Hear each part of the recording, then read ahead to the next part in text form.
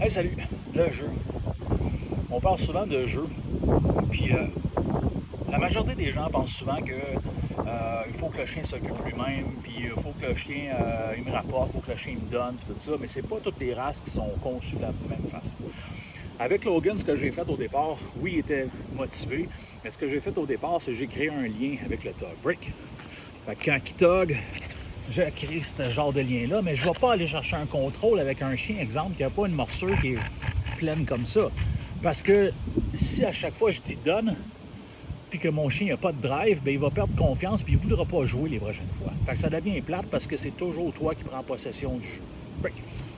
Ce que je veux d'un sens, c'est que je veux que mon donne devienne une opportunité de peut-être recommencer. Puis un coup que j'ai terminé le jeu, je pourrais dire done, mais je pourrais dire OK, that's it. Puis c'est fini, puis là, je pourrais aller à mes occupations.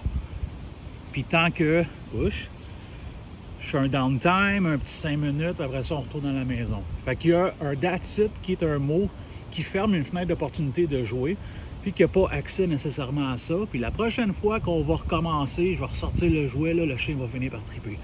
Mais à la base, un chien, c'est un prédateur. Il faut que la proie, il pourchasse pour que ça soit plus motivant pour lui. Il y a des chiens qui ont besoin de plus de règlement, puis il y a des chiens qui ont besoin de moins de règlement. Mais il faut, pour commencer, que les deux parties aient du fun, parce que sinon, c'est pas ça un travail d'équipe. Bonne journée. Break.